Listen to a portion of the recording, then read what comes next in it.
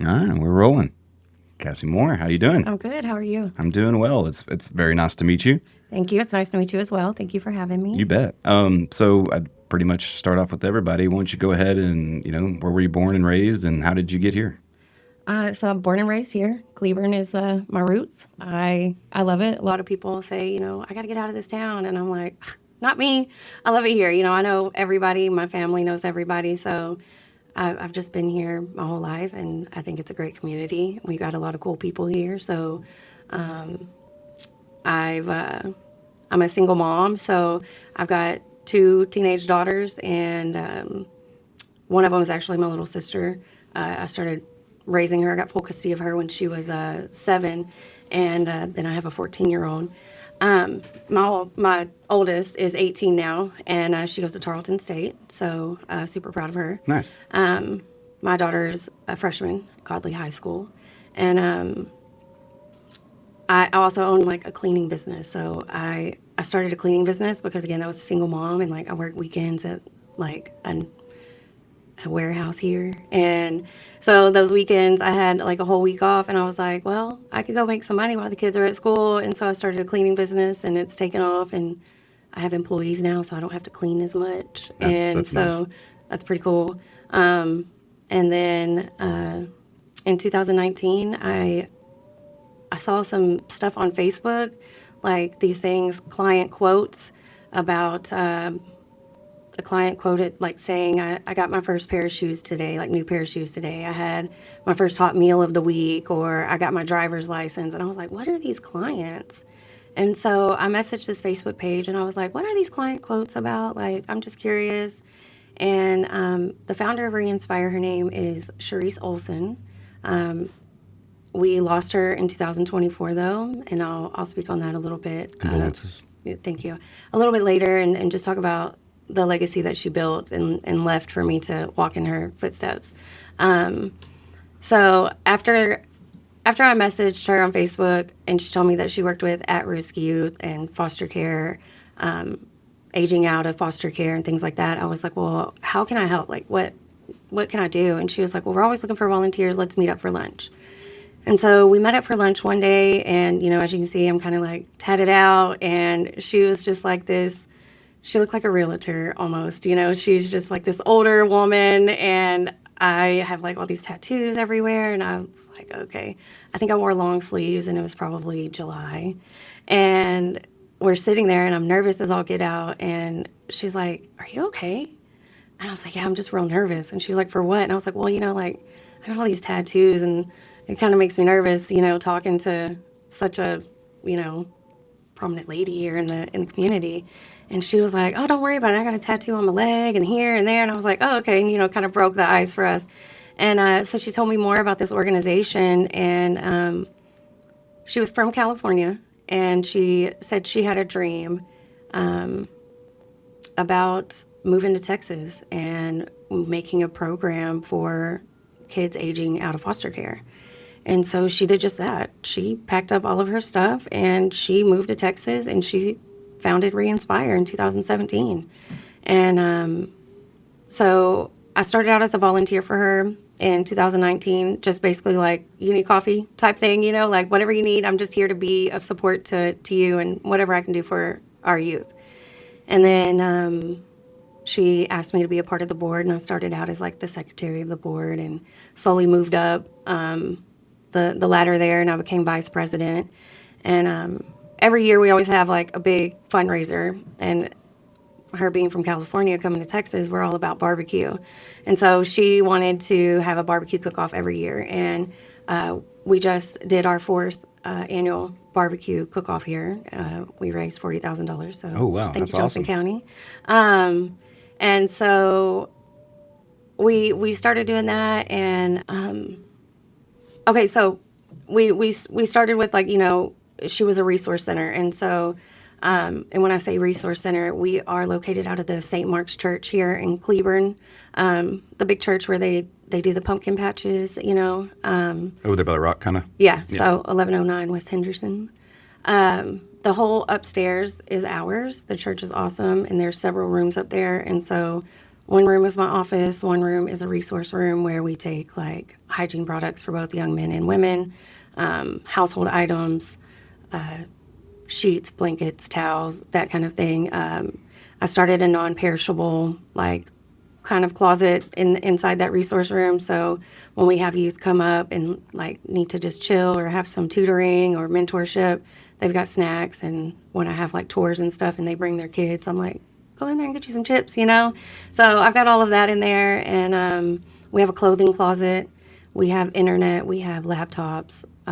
We've got school supplies. We've got anything you need for projects. And so essentially, if I get a call for one of our youth in the community and they say they need something, I try to have it. I like to say that I'm like a one-stop shop. And if I don't have it, I know people who do.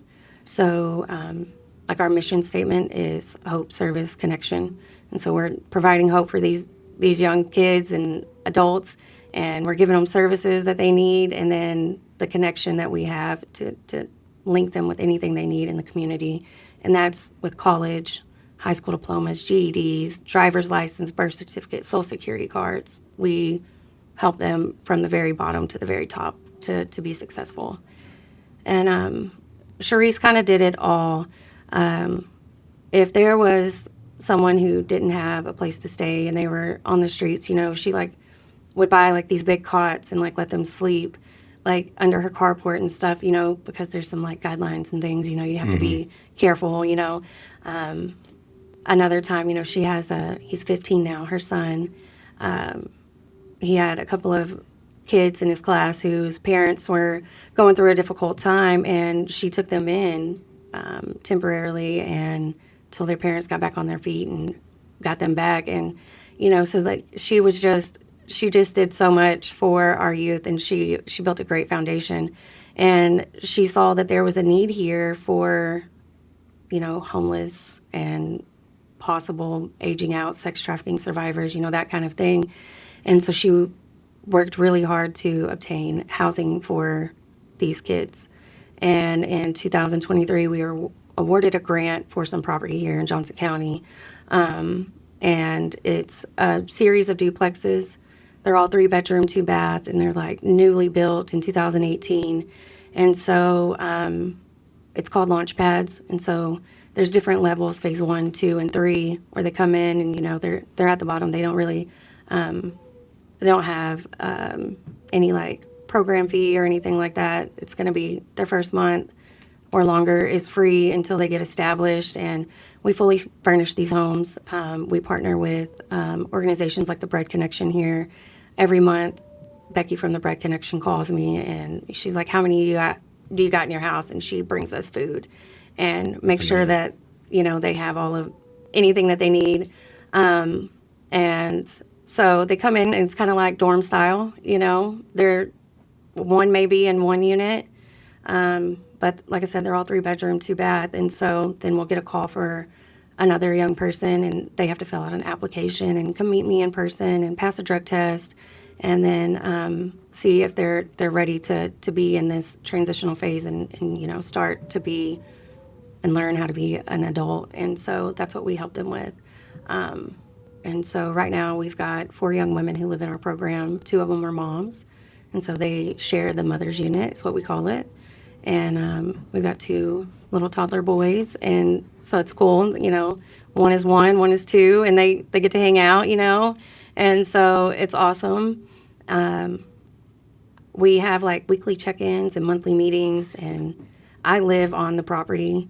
And so there's like A through F are the duplexes, and then there's G, and it's a house, and it's in the back. And you don't even know I'm there. So I'm there. So if there's like an emergency or they need help cooking something or working the dishwasher, the washing machine, that kind of thing, I'm there. I'm all hands on deck. My family is a really big part of it. They help me a lot. Some of these girls, they go to like our Christmas and our Thanksgivings and family day vacation kind of things, like for, you know, I just let them tag along with us, you know. I love them like they're my own. I've got a good group of girls right now, but we often get confused that we only help young women, but we help all Johnson County youth and ages 12 to 23. We just don't house the young men. So. Gotcha. That's awesome, man. That's I didn't even know anything about this. So that's really cool that you're doing this and you're taking that over. So what do y'all have any other kind of programs to like help them get work or what else do you have, kind of do? So there's a lot of different organizations here in town. Like there's an organization called Reach Council who kind of help us, and the United Way, like with like the community bus passes, so that if they don't have a car, they can use our community Cletran to get to and from if we don't have volunteers available to take them maybe to work or appointments, things like that. Reach Council, they have a grant through like Uber and Lyft, and so they'll give the girls gift cards for that so that they can get to and from back and forth to work. But Uber is kind of non-existent here, because we're so small. So a lot of times I'm the only one that'll take them. A couple of my board members, shout out to Alex, who will come and help me make sure they get where they need to go. So that's why we try to help them. If they don't have their driver's license, again, Reach Council helps them get in driver's ed. We'll teach them how to drive, and then help them get a car. We just try to do everything we can to get them on their feet. That's great. Yeah, I saw that you talked about having some moms live. I saw that on Facebook the other day that you were holding a brand new baby. Oh yeah. That was another young lady who reached out for some baby items. We collect baby items, and I had some formula that was about to expire, and so I just posted it on Facebook. If any moms need it, give me a shout. And I actually know this young lady, and she messaged me. And then a couple of days later, she was like, hey, listen, I know I'm supposed to come up here on this day. She was like, but also I need help with a job, and I need help with this, and I need help with that. And I was like, all right, come see me. Let's talk about it. And so we went over some things. I gave her some places to go to help her, the Texas workforce, things like that.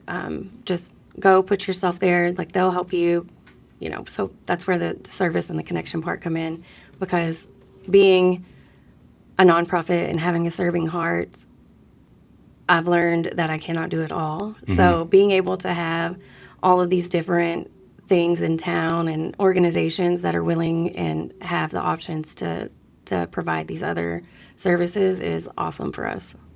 Right on. So I know you mentioned some barbecue cook-offs and stuff like that to help with fundraising. Do y'all do any kind of other fundraising, or do you have a website to where people can go? Yeah, so we have a thing. It's called the 400 Club. And so if we get 400 community members to commit to $20 a month, you can just kind of set it and forget it, kind of like you do the gym, because how many people pay for the gym and don't go? So I finally canceled it. But anyways, you can just, $20 a month is all I ask. And that helps cover the cost of just our housing program. So our housing program, it cost us $11,000 a month to keep those doors open. And the reason for that is when we got the grant to get the property, it was only a grant to cover half of the property. And so we still owe, mortgage on it and things like that. But we also pay for the girls' utilities, just anything that they need. They just have a flat rate that they pay once they get established. And it's $500 that they pay. And that's it, and we take care of everything else. That's really nice. So where are you at do you have 400 people that are donating? Not at all. Yeah. No, I've been really pushing it since last year. And I think we probably have maybe 20 that commit to it a month. And so we appreciate them so much. I would love for it to take off. It would be a blessing because that would cover so much of the overhead for us. And then I can really start working on the programs that we used to offer at our resource center. So, I'm working with a couple of other organizations to bring back, we used to have a thing called First Fridays. So every first Friday of the month, from 6 to 9, we would host a meal for ages 12 to 17. do like a craft and games, and sometimes have like guest speakers come in, offer CPR training. They get CPR certified, and just really different things. Like we want to start a cooking class for maybe our older crowd, ages 18 to 23, to come in. The church allows us to utilize their dining hall and their kitchen and things like that, so long as they don't have anything going on. So that's awesome. So we have a big space and we can large capacity, and then of course the whole upstairs is open and available for us. So we've got a lot of things in the works. Just when Sharice passed, it was really like a hard transition. You know, she passed away just 1 month before we took in our first client to our housing program. So we didn't have all those major costs when she was still alive. And so then it was like, so this last year, we've just kind of been focused on keeping, you know, the program running and rolling and making sure we can operate still. So I know you talked about the Bright Connection that helps you guys out. Is there any other nonprofits that are out there that you're working with too? I know you said you worked with a couple. I was just kind of wondered because, again, I only know of a few here in town. Yeah. So I'm still, trying I've to got learn. a whole list for you. Nice. Don't you worry. I'll send you a text message. Yeah, please do. Yeah. So there's an organization in Crowley, and they're called Freed People, and their thing is free people, free people, free people, and they're a really awesome organization. And so they work directly with sex trafficking survivors. They work closely with law enforcement and things like that, and they have a whole team that goes out and rescues these young men and women from sex trafficking. And so we partner with them a lot. They've supported me a lot in this last year. I can't thank them enough. They're a huge support for me. So sometimes if they have a survivor that might fit our housing program and we can help them, we'll take them and help them, get the things that they need to recover fully and have a successful life and stay out of that type of environment. So. Gotcha. Before I forget, do you want to go ahead? Can you plug your website to where people can go and donate so they don't have to wait till the end? Absolutely. So it's www.wearereinspire.org. I know that's a lot, but as soon as you go to our page, it's right there, and you can donate $1. You can donate however much you want, and it can be a one-time donation. It can be a monthly donation, and it goes directly into our bank account to cover the costs that we need. That's fantastic. No, it's really cool. So we got introduced through Chris Lathers, Yeah. who does the fishing poles for kids, and I've known him since he was like 18 years old. I've known him my whole life. I feel like. We worked at Chili's together, and wow, yeah. it was back in the day and stuff like that, and then knowing him from just being on Facebook and seeing everything that he was doing, I was like, man, that's really cool that he's doing that and getting kids out, off the video. And he games just did that out of the kindness of his heart. And so then I kind of picked up fishing, and I went and got all these fishing poles right. I haven't caught nothing, and I'm always like, I'm just gonna call Chris and make him take me to the spots. But yeah, Chris he's doing awesome, and I told him next year, I'll see how I can help him, and because he's trying to serve the youth, I serve the youth, and so that's my thing. And anybody who's trying to do that, let's see what we can do to make this bigger and better every year. Yeah, and again, that's kind of what we were talking about earlier, that I wanted to get kind of going, that people know about these things, because Facebook's out there, but then again, I've been around Facebook and Cleburne my entire life and didn't know anything about it. So. Yeah. I don't know. You might get 4 or 5 people that listen to this, and Yeah. They're like, you know what? I am just starting, so Yeah. I'm still trying to figure it out on my own too. And Oh, that's all you can do. Right. You have to do it. That's the only way to do it is just to start. right. So kind of about yourself. What do you like to do besides donating your time to the youth? Anything with the outdoors. I've got a little pop-up camper that I just love, and it's this big. And so I love it though. It's awesome. So I like to go camping.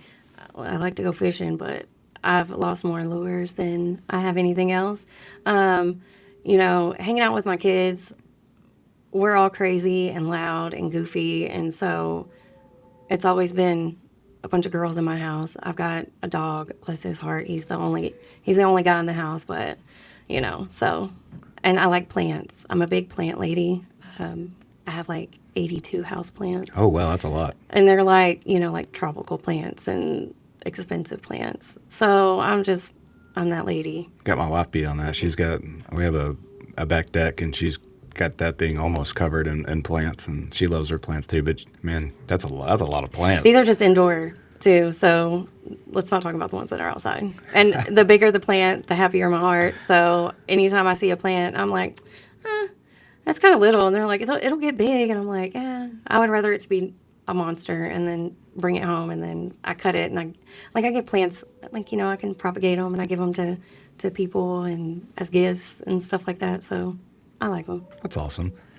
So what are some of the things that you really need right now? Some of the, items, that people can donate that may not be, cash or whatever, Yeah. That you may need.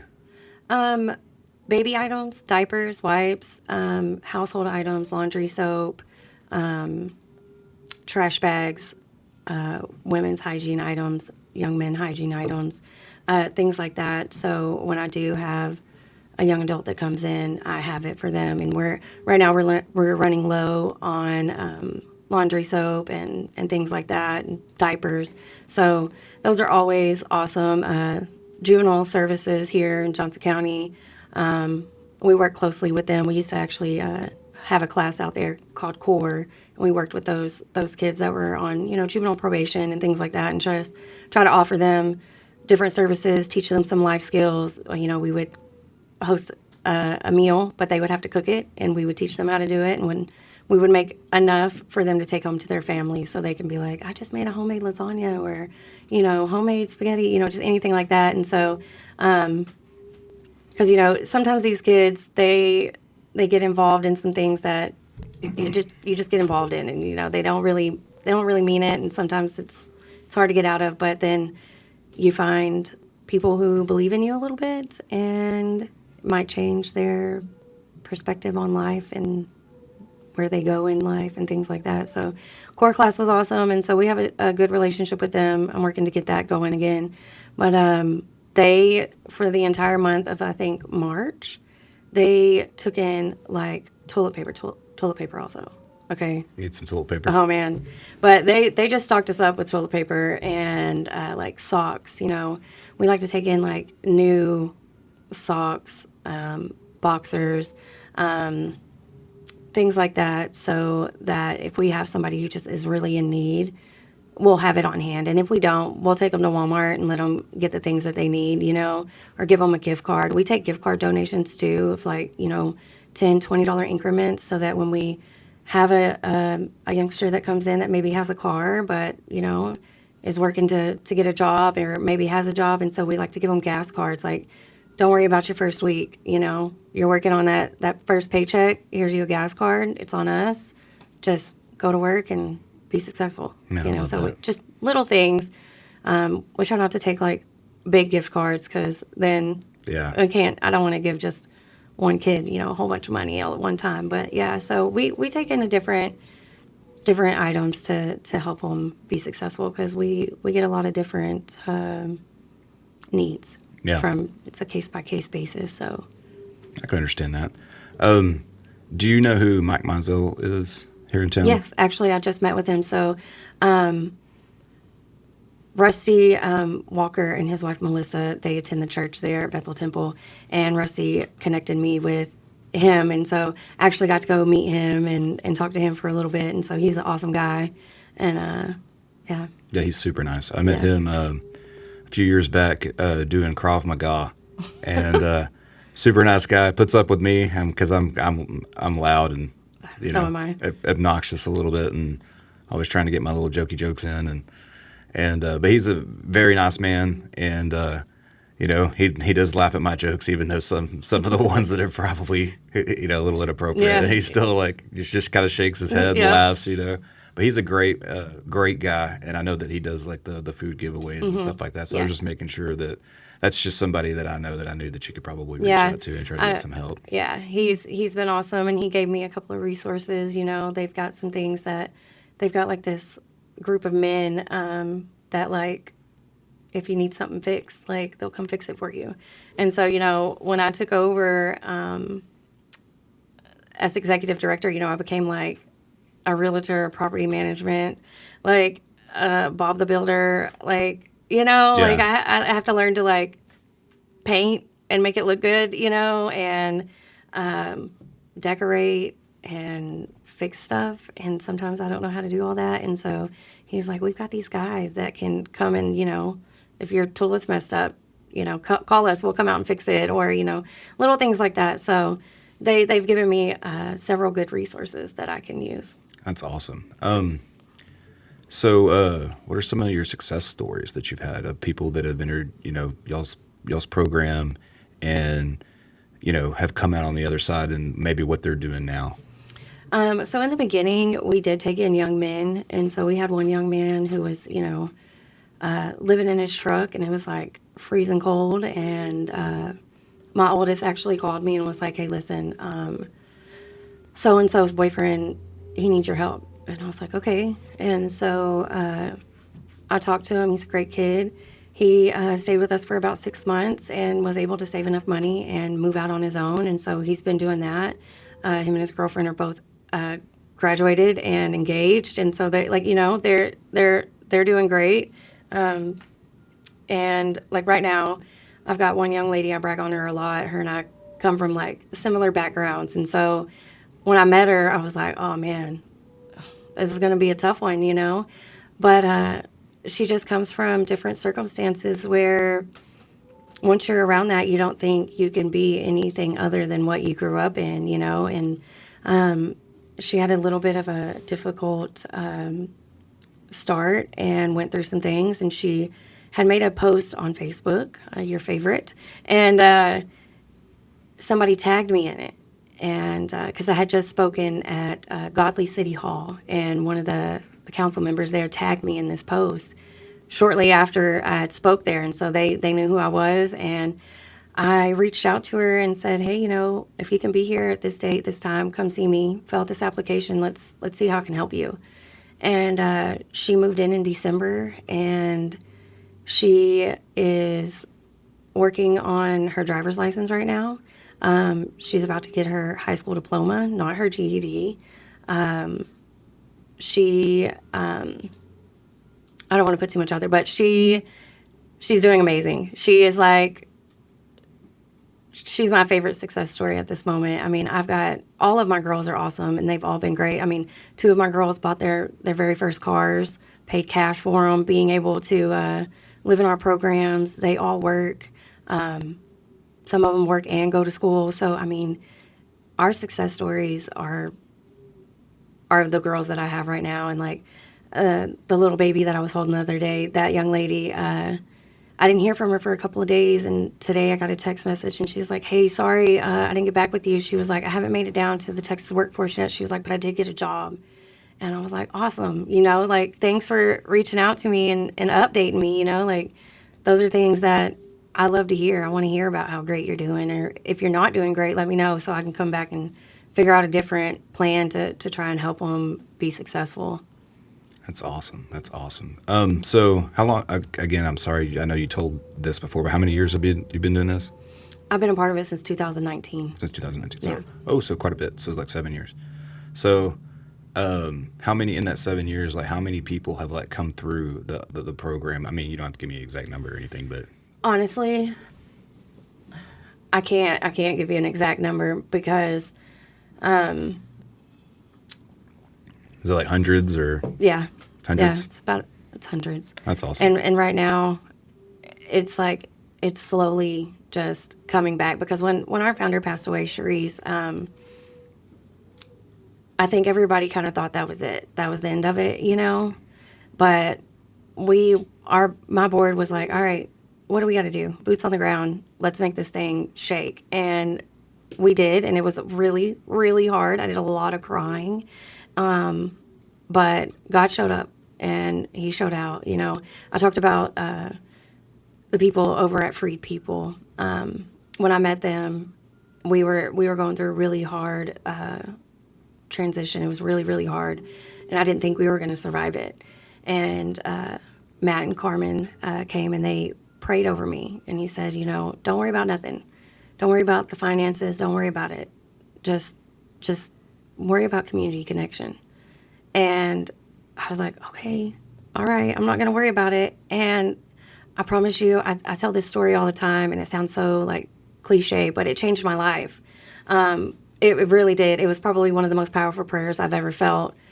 They laid their hands on me inside my housing property and just prayed over it. And doors have just flown open and made sure that we've been okay.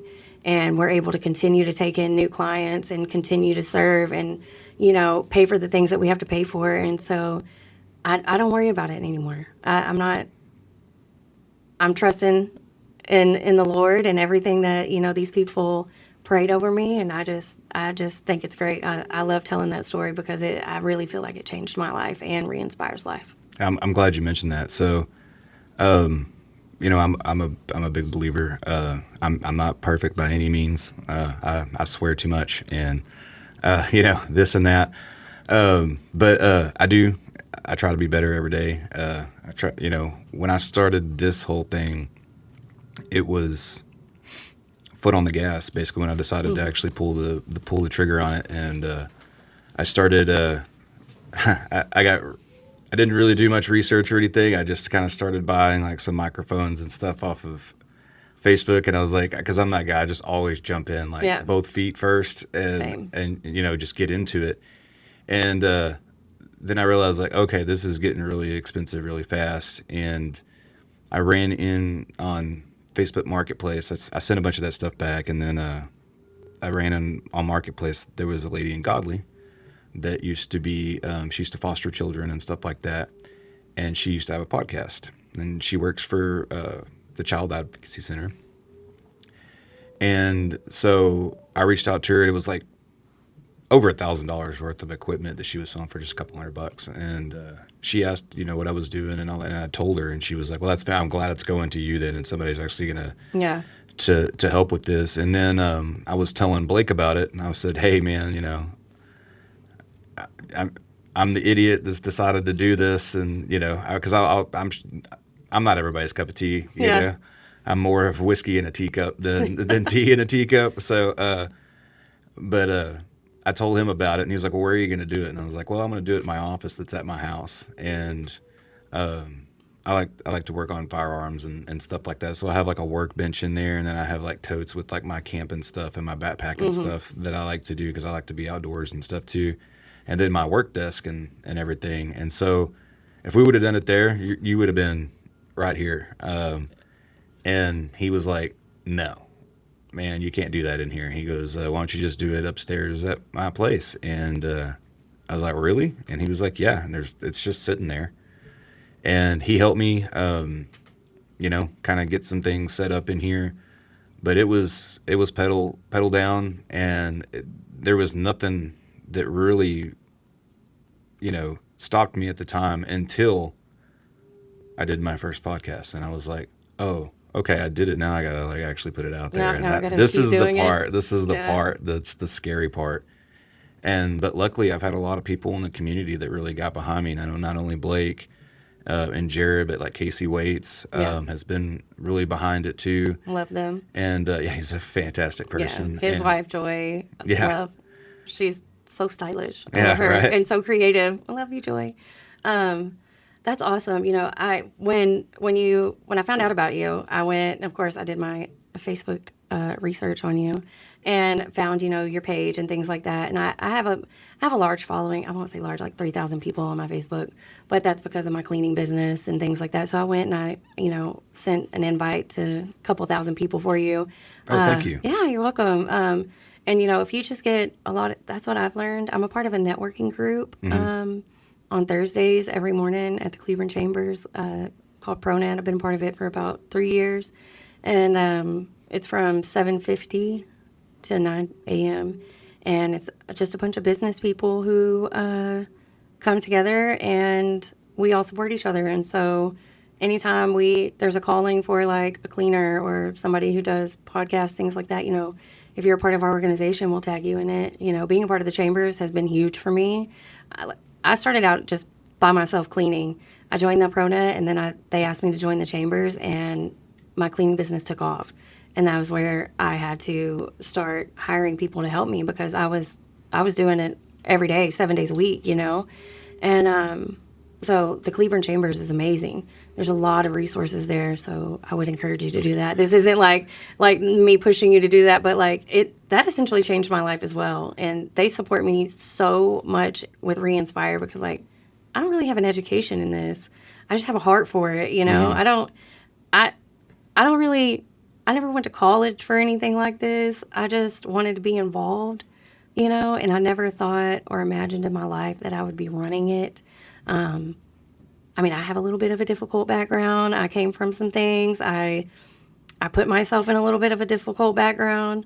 When I was younger, I was a drug addict when I was 15, and I fought any and everybody. If you looked at me funny, I was just a wrecking ball of a teenager, and I was buck wild, and I became a drug addict at a really young age, and I haven't ever really talked about this publicly. So I might just share it with you for a minute. But It's okay. and then I got into selling drugs, because gotta keep up with everything, right? And I was just hanging out with the bad crowd and things. No fault of my own. It was really just because I wanted to. And so when I turned 18, I went to jail. I ended up catching a couple felony charges for selling drugs and ended up in prison until I was 21. And when I got out, or while I was in there, that was life changing for me. That's what saved me. It might have been prison, but that was the program, right, that I Mm-hmm. needed. I needed that structure because when I was a teenager, I had both my parents. I had a cool family, loving family, but I was just buck wild. And my mom said that about me from the time I was born. She was like, "Man, you came out wild." And I'm like, "Sorry." And so when I got out, I was like, "There's no way I could ever do that again." And the things that you see when you're into drugs and the things that you see when you're in prison, I don't want anybody else to go through that. And so, when I found out about ReInspire and they're trying to act as, a preventative to these youth who do come from really hard backgrounds or maybe falling in line with the wrong crowd, we want to be here to show them hey, you don't have to do that. And I can level with them. I've been there, I've done that. So I've got that little bit of a background. And so that's why I wanted to be involved, especially when she said it was for at-risk youth. And I was like, all right, so this is what we're going to do. And God really just called me into it. And then when she passed away and we took over, or I took over, it was just okay, Yeah. this is it. This is where I'm supposed to be. No, I got a GED in prison. That's how my life was. I just, and I was talking to another organization yesterday, and I was like, I don't have no education. I don't know what I'm doing. I'm just here. I'm just here talking to y'all and telling y'all about this organization that I got involved with. And, if you want to be a part of it, let's go. And everybody left, and they were like, at the end of it, they were like, "Oh no, you're educated, you're smart, you got this," And I'm like, "Okay, thanks." So it's just been awesome. It's been a really good feeling, and my favorite scripture is if you have faith as small as a mustard seed, you can move mountains. And so a lot of times that's what carried me through because on days that I thought I wasn't going to make it, this organization wasn't going to make it, just life in general, I had that little bit of faith, and God really did. He did move mountains, and He continues to do it every day for me and everybody that's been brought to my life. It's just been amazing. Yeah. Well, we the last couple podcasts that I've done too has been brought up, and the way God puts people in front of you, and sometimes we have to go through some stuff to become the person that Yeah. we need to become, Yeah. and it's an inspiration to me. I mean, nobody's perfect, and nobody Yeah. should be judging, and I think a lot of people need to have a little more grace for themselves as well, and forgive themselves for their past, because Yeah. the past is the past. And if somebody wants to judge you on your past, especially with the things that you're doing now, if you're still doing the same thing over and Yeah. over again, that's a little different than somebody that just made a mistake when they were young. I was barely 18. I had just, so I was really young. And I was like, what in the world? And my dad, he was like, you're about to go down there to big girl camp. Like, you better settle down. And I was like, got it. And, it really did. It changed everything for me in 20 years, that I've been sober 20 years. Congratulations. Thank you. It's a huge accomplishment. Thank you. And, it's just like, I get kids, they want to experiment and things like that. And that's kind of how it happened for me. I'm going to experiment. Well, then, there's addicts in your family and it's hereditary and it just kind of clings to certain people. Sometimes it doesn't, sometimes it does. And it hit me. I experimented and never let go until I got sat down. And I tell people all the time, I'm thankful I went to prison. And people are like, why do you always talk about it? Why? Well, because that changed my entire life. That's what, it set you on this path. If I hadn't had that, there's no telling. There's no telling. And so I'm thankful that it happened, and it's brought amazing people in my life. And it just, doors continue to open every day. And I used to be scared because, I can't ride the bus for field trips. I can't coach the softball team, and I was like, I ruined my life. I'm never going to be able to work with kids. Like, nobody's going to want that. And when I met with Charisse and I told her, about my history, and she was like, oh, no, I want you. I want you on my board. I want you. She was like, you can sympathize with these young adults, and, they're not listening to me. And so when she told me that just blew my mind. Like, right. What? You mean I didn't? And then I own a successful cleaning business. We've been voted #1 twice here in Johnson County, twice Burleson, Crowley, Joshua, So I'm very proud of everything, and I don't let any of that hold me back or make me feel some type of way because of something I did when I was a kid. Right. And it's the same way. I am who I am. I've done the things that I've done, and am I ashamed of some of those things? Well, of course. But that doesn't mean that you shouldn't talk about it or own it and be accountable, and you can either let it own you or you can own it. Yeah. And I always choose to lean into it and own it and let it. I learn from my mistakes. Yeah. And believe me, I make tons of them. I'm not really afraid to make mistakes because, like I said, I jump into everything like 2 feet first. Yeah. Like I don't know anything about YouTube or what I can and can't post on YouTube. I probably should have watched some videos on some of the rules and stuff, because I don't know like what kind of labels can be on stuff. That's why I have all these koozies in case, because I have no idea. Yeah. So, that's a fantastic story. I'm glad that you do own it, and thanks for saying it publicly here. I mean, I think it's important, and I hope people just don't judge you by it. It's just scary for me. It shouldn't be, because I do own a business and things like that. A lot of people know who I am, but they don't know me personally. Mm-hmm. And so Dale, he's always he's been a great mentor for me through the cleaning game. So I can call him anytime and be like, Dale, what do I do? And he's like, well, this is what you're going to do. Da, da, da, da, da. And so he's been very helpful. But he also knows me on a personal aspect, and he's always told me, share your story. Mm-hmm. He was like, I shared my story with, a lot of people here in Johnson County, and he was like, and it changed my life. He was like, people saw me in a different way. And so I kind of have him in the back of my mind a lot of times when I go to tell people about, my life and things. And I'm like, all right, if Dale can do it, I can do it, And so he's really encouraged me to share that. And so He's a fantastic human being. Yeah, Shout out to Del Cavazos with shout out to him. Bertha's Maid Service. Yeah, here in town. Yeah. We met at Krav Maga too. When with Mike Mizell, and after the gym shut down, I was still working from home most of the time, and I work out at lunch, but usually during the day. That's to me, it's I don't want to do it in the morning when I first wake up. I got to get kind of going, and also that's when my brain's the most active. So like usually I kind of like to get on to work and just kind of start going right then. Yeah. And then my body's usually ready to go around lunchtime, but I'm always tired in the evening. So he would come over during lunch a lot, and we would, work out in my garage.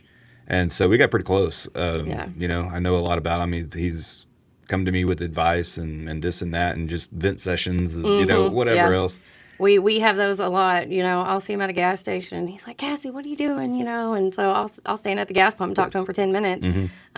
He's been a great support to me in a lot of different areas of my life. Here recently, of course we lost contact for a while and then kind of reconnected, and he's just been great for me. So shout out Dale. Yeah, great guy. I'm glad that too. I like to hear that somebody that did go into the system, that it worked. Yeah. Because I know a lot of times it doesn't. The system seems a lot of times like it just kind of drags you down. Yeah. So I'm very happy for you, and Thanks. that's a big thing. It's a huge accomplishment what you've done, and you completely took a different path, and I love that. And God's there, and I feel like sometimes we have to go through stuff to kind of shake us up and go like, hey, what are you doing? Do you want to continue, dancing with the devil, or do you want to actually do something good?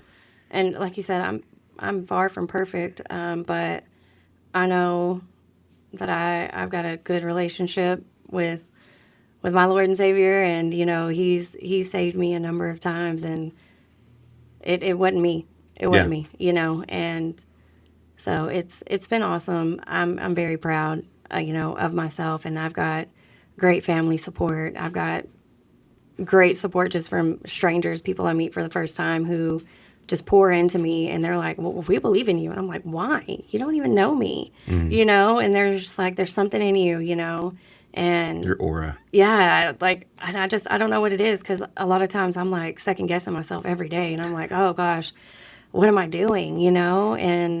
And these people, random people who want to just learn about not only me, but the organization and things like that. They're just like, dude, you're awesome. And I'm like, oh, thanks. I'm going to go cry now, because, but it's just been, like I said, I love Johnson County. It's a great community. We've got a lot of cool people here who are just awesome and helpful, and that know somebody that's awesome and helpful, so I just love it. Yeah. And, getting to do this, I know I do plan on helping, the community a lot more too, and getting a little bit more hands-on.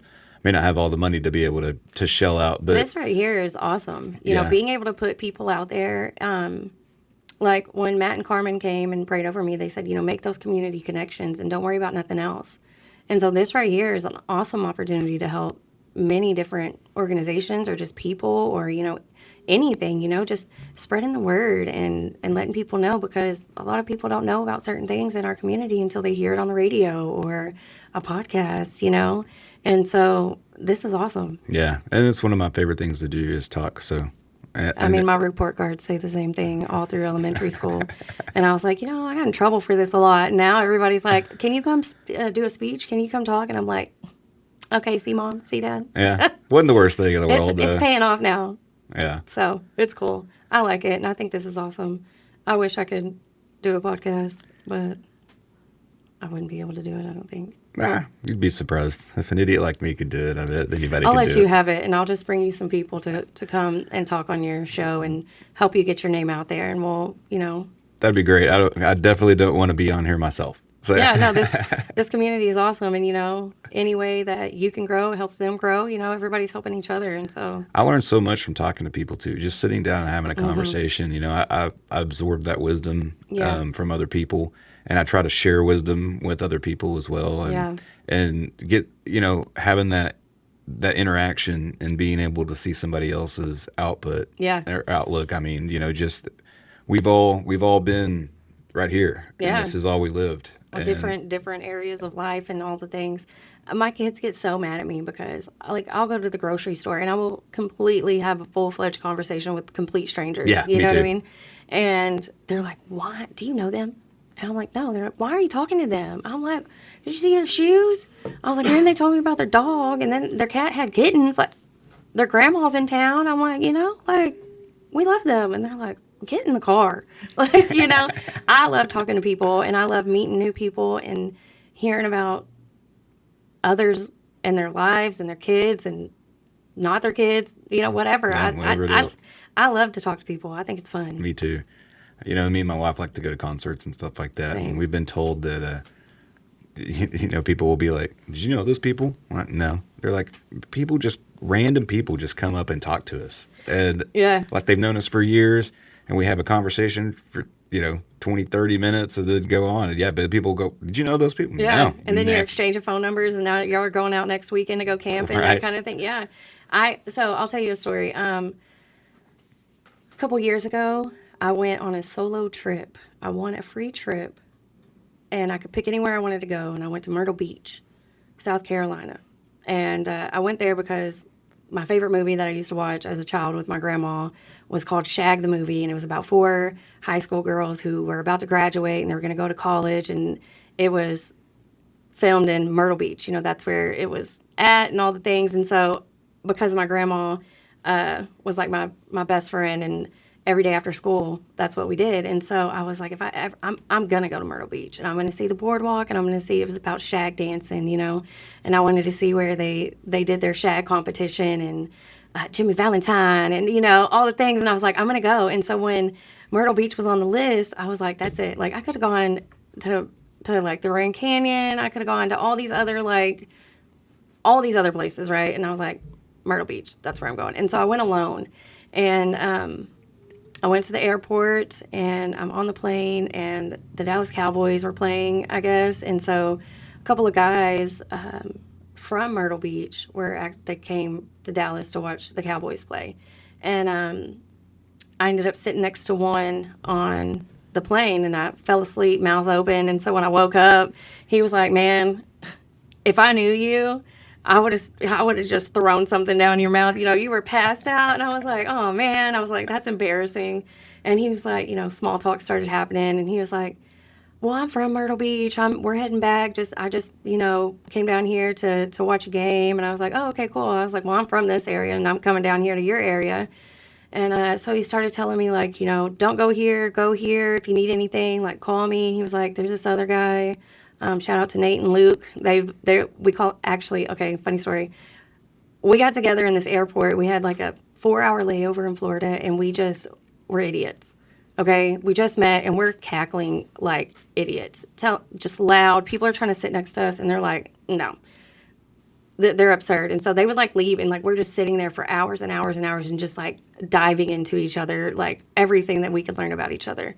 And we were going to do the Port podcast, is what we call ourselves. Like, it's in my phone. That's our group chat, is the Port podcast, because we were in the airport, and we were Nice. like, if people were listening to us right now and recording us, like, we're insane, And so my whole time down there, I had a hotel, everything was paid for, so I stayed at a hotel on the beach. But Nate and his wife Mo came and picked me up every day. We all went out to lunch. They took me around. We walked the beach together. We went out to dinner together, drinks together. My friend Luke, and we still talk. And there's a picture of us all sitting on my refrigerator, and we text each other at holidays, and we follow each other on social media, and we just stay connected. And so, like, I love that. Like, I found lifelong friends just by Yeah. chatting up, and it's awesome. I love it.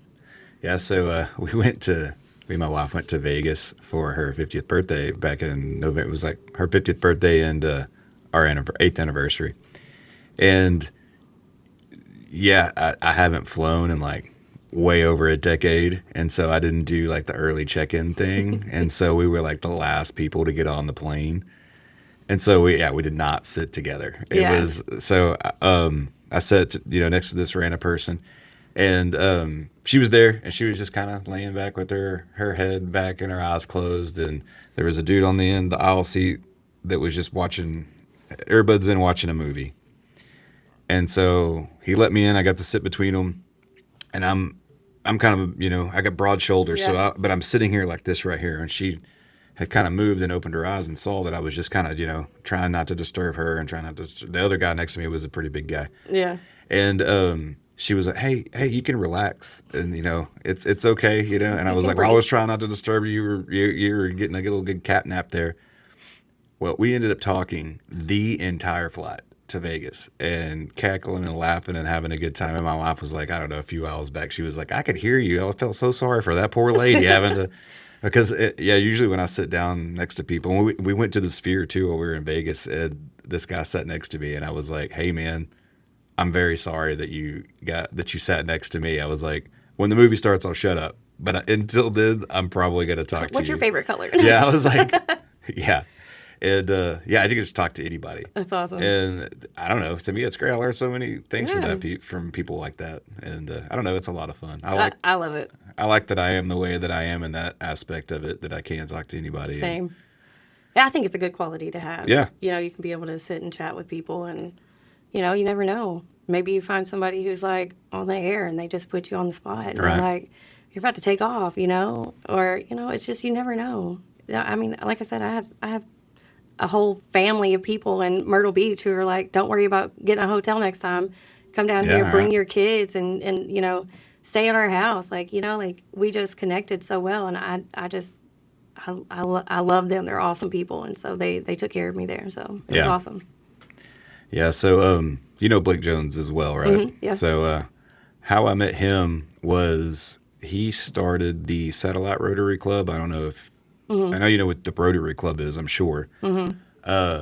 But he started the Satellite Rotary Club here, and that's how I met him. And I met the Bedekers. I don't know if you know them, but I met them and a few other people. But that was one of those things. Like when I was trying to find a place to what can I do? What can I join that's going to help be able to help the community and stuff like that. And somebody told me about Rotary, and when I looked into it, I was like, oh, okay, the dues they're pretty expensive, and I was like, I'm just trying to put some sweat equity into this, Yeah, you know what I yeah. mean? Like I'm actually just trying to donate my time, and so I heard that they were starting the Satellite Rotary, and the dues were going to be way less, but we were going to be a lot more hands on, and that's actually how I met Blake, and we hit it off, and became friends ever since then. That was like 10 years ago now. That's awesome. And he's helped so many people in this community Yeah. as well. I know he's a lot of people bash him and this and that, and anybody that out there that is bashing him, you should go and talk to him like Yeah. face to face, because I guarantee you he will meet with you. Yeah, oh yeah, he will. He's very much like that. Yeah, He yeah. will go and he'll show up to your house. Yep. He'll go have a beer with you. He'll Yep. go eat lunch, dinner, whatever you want. Just reach out to him and go talk to the guy.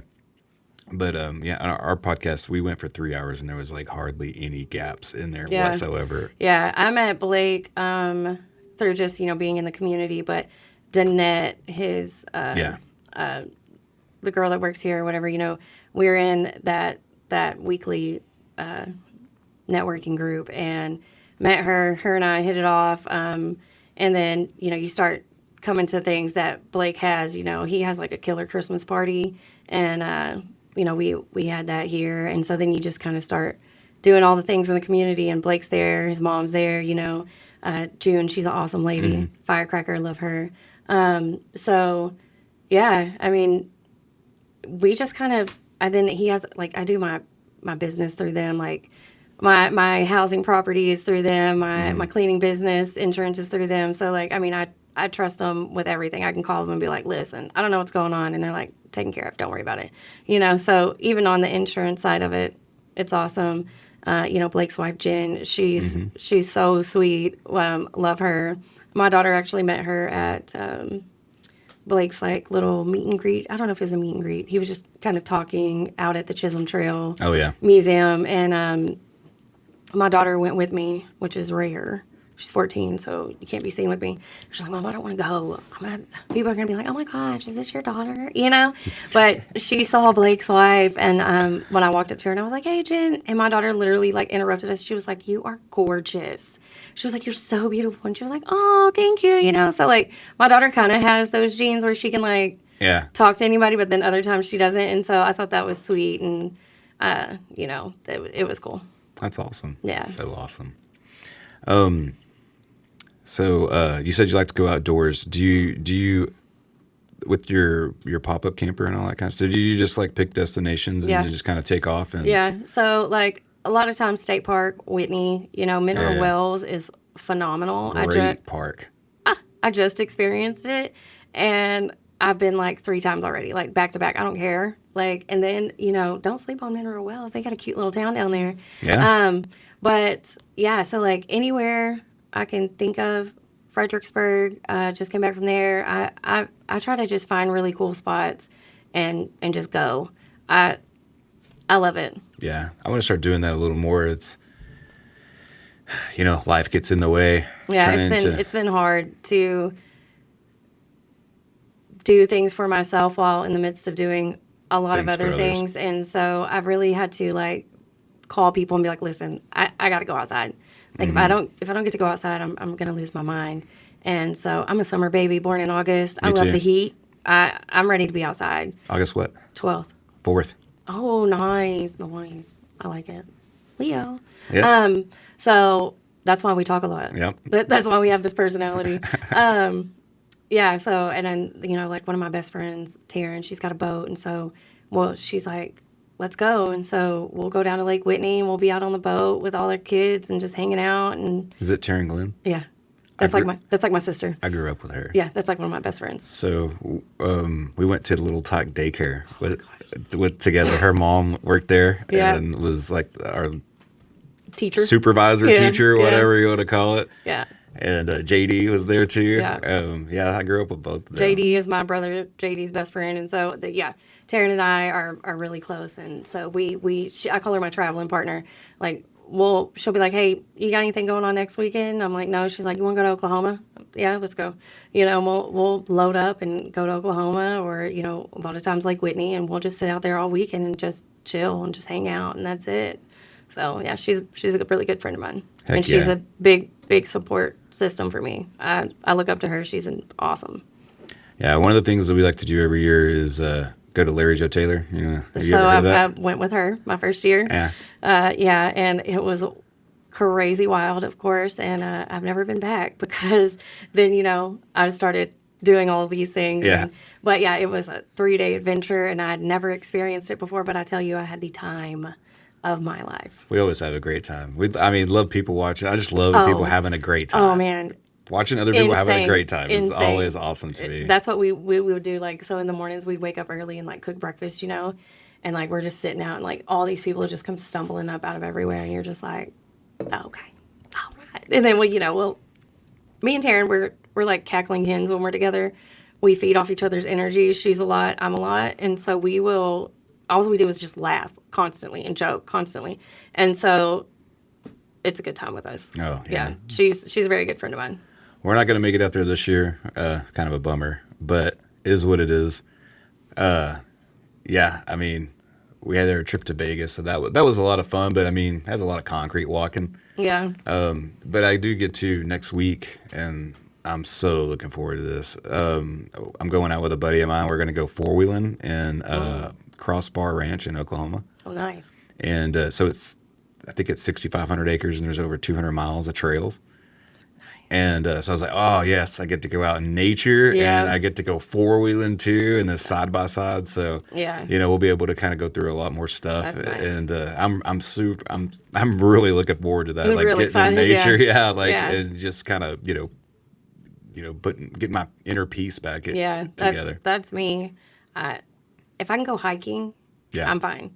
And I don't really care where. Like, I used to wake up at like 5 o'clock in the morning, drive to the state park, and just sit out there and then just go hiking by myself. And my dog Prada, she passed away, but she was 14 years old. She was a pit bull, but she was like an angel. You know what I mean? She could stay off her leash, and me and her just were out doing all of our things, you know. And so that's just something I like to do. Like rough week, something. I'm gonna go outside, and I'm gonna feel a whole lot better when I do. Yeah. Yeah. We did me and my stepson, we did Philmont, New Mexico. I don't know if you know about that. It's a Boy Scout ranch. And so it was 12 days of hiking, and you carry everything on your back. Oh wow. Yeah. And So you're like really outdoors. that was awesome. I would die. Well, so prior to that, I mean, I like to do stuff outdoors and things like that. But so I got pretty big right after me and my wife got married. Her ex-husband, I won't get into that whole story, but not a very good person and did a lot of stuff that stressed us out at the very, very beginning. Yeah. And so I got pretty big. And then when he decided he wanted to do the Philmont thing, I was all on board to go with him because he wanted me to go. And I was like, yes, I'll go with you. But I got up to like 350 pounds, and I had to lose 150 pounds to go. And I had 2 years. And I did it. And I was like, I'm never going back. Yeah. But that was like one of those things. It was like, that's when I made up my mind. I'm never going back to that kind of lifestyle. And I need to do this more. And I hate that was in 2021. And I haven't really done anything besides like go to the state park and ride bikes and stuff. But you can only do so much, but so long as you stay active or even get out there. I don't work out. But I do go outside, and that's like my favorite thing. And now I think I want to be a fisherman, but I haven't caught nothing. It'll happen. And everybody says that. They're like, you don't need to think about it. And I'm like, what are you talking about? Like, I got really good lures, and like I watched the TikToks that said that these are going to be the ones that were going to get me it, and that I will literally throw it in, reel it back, and a fish will jump right afterwards. And I'm like, okay, so y'all are all laughing at me, and I'll be out there for hours and nothing, not a bite, not a nibble, nothing. And I'm like, oh, okay. Well, when it happens, it's going to be probably the most exciting. There's something like in our DNA that when you catch a fish, it just like I mean, it's one of the most exciting things in the world. So I have a buddy that I grew up with. Little background. So I went to Cleburne from kindergarten till 6th grade, and then so in junior high, my parents moved to Covington. Okay. Or outside of Covington, middle of nowhere. And so I went to Covington school starting 7th grade on. I graduated from Covington, and with all of 4 people. We had one of the biggest classes in years and years and years, and it was like 31 or 32 people. Wow. Yeah, 6-man football, that whole thing. Then they tried to make us go 11-man. They were thinking that they were going to grow into this 11-man thing. So then, been playing 6-man basically all my life, and then turned into, now we're going to get all these people on the field. Well, after report cards come out, there was only like 13 people that could play out of the 22 that we had. So it was Iron Man football. And I was playing, both sides of the field doing that. But anyway, a guy that I met in Covington, his name's Mike Houston. I'll have him on soon. But he did guided fisherman for a long time. He still does, but he's got a regular job now, but he does that still kind of on the side. I kind of messaged somebody the other day on Facebook because they were like, I have availability. And I was like, I wonder how much this is. Because they have a lot of fish on their boat, and I just want to catch a fish. He will definitely get you on the fish. And I'm like, this is just not fair. I go almost every day. Yeah. And I haven't caught nothing. Well, it'll be a good experience too. Well, for one, he's got a boat. Yeah. I called Taryn, and I was like, listen, I got a bunch of fishing poles that I bought, okay, and I got a bunch of stuff in my little box over here. When you take the boat out, can we go fishing? She was like, yeah. And I was like, all right, cool. So there you go. I'm going to try that out. I don't know. I just want to catch a fish. And I've always joked that I want to change my profile picture to me holding a fish, like all you guys do. And I'm like, I would just want a big fish and just hold it up and be done. Like my life will be complete and I'll be fine. There you go. So. Well, I guarantee it won't. That's when it'll really get the hook in you. Yeah. No pun. Get the hook in you. Yeah. So, I mean, that's what I always, my kids, they're like, you're on fishing again? I'm like, yes. I'm not going to stop until I get to change my profile picture to holding a fish. So that's that. Yeah. With Cash, his grandpa would take him to this pond of some people that knew, and he caught some pretty cool fish out of there. And then I took him out with, my buddy. We'd go out on a guided fishing trip. So then, it's like, if you're going to catch something. Yeah. And, well, I mean, it's not guaranteed. Yeah. He's like, I can guarantee you we were going to be fishing. Yeah. But, Yeah. he'll put you on them. But, it is what it is at that I point. did but- almost catch one at Buddy Stewart, and like it was my first cast, okay, and it literally bit it, and I just started reeling. I didn't do set the hook. jerk, or set the hook, right? See, I don't know none of that. And I didn't set the hook, and I was so sad, and I was like, oh no. And then I stayed out there for hours because I was like, for sure he's gonna come back. No, he was like, gotcha. Oh, okay. So didn't catch that, but I was so stoked because literally it was like as soon as I casted it, it hit the water and I didn't do the thing. Yeah, but my kid, when he started, we went out and he caught like really big catfish because that's what he specializes in is like catfish. But he does striper fishing, crappie, Catfish and all kinda that. scare me. They're fun.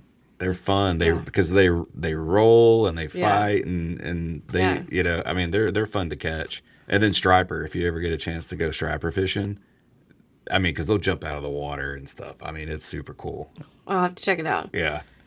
And also you get they clean everything for you, everything you keep. So you get like bags and bags of meat and I'll just probably give that to my dad. yeah. I don't We know usually that fry it up that day. I don't know if I want to eat fish. I don't know, weird. It's really good when it's fresh. Okay. I might try it. I might try it. I'll 'Cause take your word for it. We always do a fish fry like right afterwards, so we don't have what I mean. makes So it doesn't sense. sit in the freezer. Like bring it home, and it's Yeah. like all right, wash it, batter it, throw it in the fryer, and everybody gets pig out. I'll probably do that. I'll go to my dad's house and have him do it for me. There you go. I always tell him, can you just take me down to the river lease so I can catch something? All right. Because they're down there at B Mountain on my dad's got a lease down there on the river lease, So I'm like, just take me over there and then you can help me and show me what I'm doing wrong because I bought all the stuff that said that I would catch fish and I'm not catching fish. So Well, that's why they call it angling, I guess. yeah, You gotta figure things out. But yeah, after that, man, Cash was hooked. So we have a creek that goes behind our house. It doesn't stay full or anything, Yeah. but if you walk down, there is like a reservoir down there, and he would go down there almost every day after school and got his homework done. He would trot down the creek and go fishing. He caught like a great big bass out of that thing, and I was like, he's like the luckiest kid ever. To be honest, like Yeah. he's got big. He always catches bigger fish than me anytime that we go out. But I mean, it was a really good sized bass out of this little bitty, tiny pond. tiny little pond. That's awesome. Yeah, That's what I'm trying to do. I'm about to take Cash with me. Like, look, bud, catch me and fish and let me hold it. I know. I wish he was 21. He turns 21 in May. I wish he was 21 when we went to Vegas because. Yeah, He would have had a good time. I did not do very well in Vegas. I didn't gamble a whole lot, but yeah, That's it awesome. was just giving my money away basically. Yeah, I don't like casinos.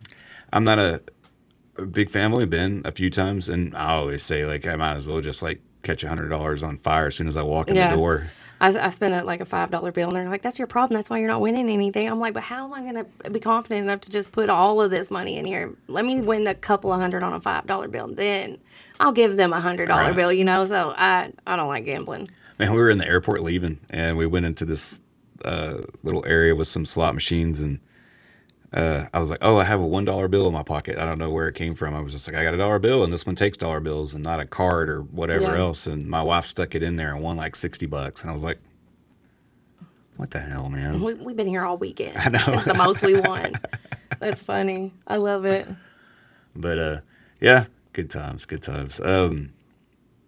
So what else do you like to do besides fishing and stuff? That's really it.